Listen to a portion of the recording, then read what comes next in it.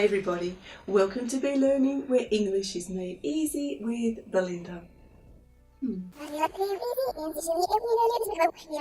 Welcome to Be Learning, where phrasal verbs are made easy with Belinda. Okay, so today what I wanted to do, my challenge to you, is to change your attitude towards learning phrasal verbs. So why I wanted to do this video is because in all the years I've been teaching English, I've never ever had a student say to me, I love learning phrasal verbs. Never. But it occurred to me, I've never ever had a student say to me, I hate learning vocabulary.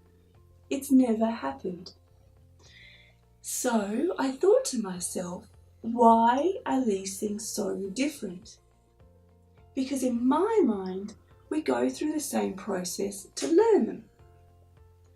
Alright, so I'm hoping by the end of this video, you're a little bit convinced, or maybe a lot, about changing your attitude towards phrasal verbs.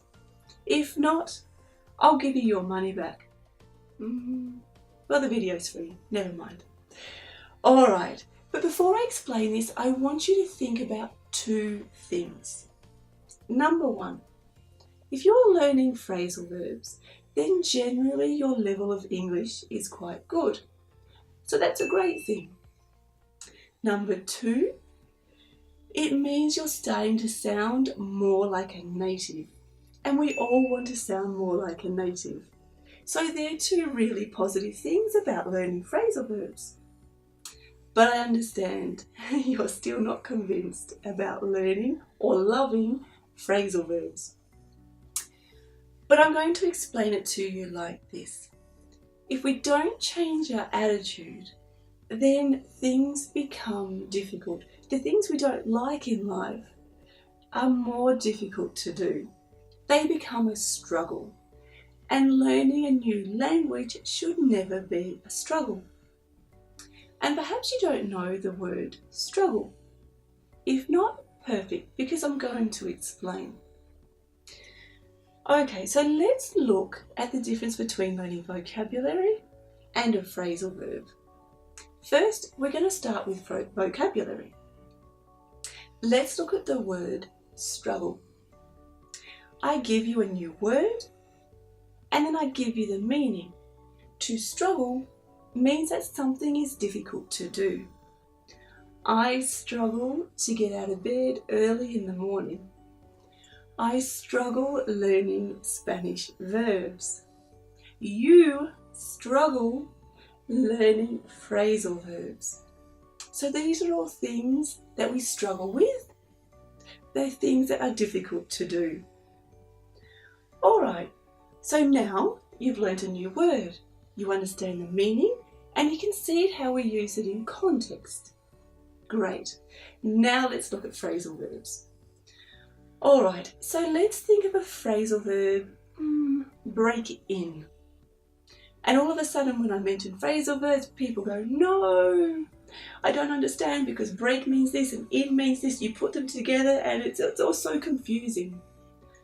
But stop. That right there is where we make the mistake. This is a phrasal verb, singular. I didn't say phrasal verbs, this is a phrasal verb. Just like struggle, it's singular.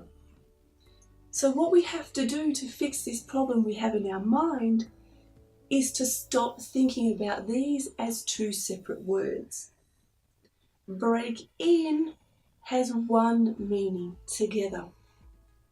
So break in, like I did with struggle, I'm going to give you the meaning. Break in means to enter a house or a location with force, illegally. The robber broke in to my house and stole my computer. Someone broke into my car and stole the keys. So now we look at it like this.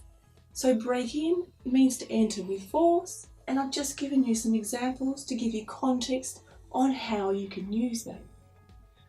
So I want you to think about it now. Was it much more difficult to learn the phrasal verb than it was to learn the regular verb? I'm hoping not. So I really hope when you look at phrasal verbs differently, we forget the individual meanings, we look at it as one, and we understand the meaning for that one verb. Alright, I hope I've convinced you a little bit and I don't have to give you your money back.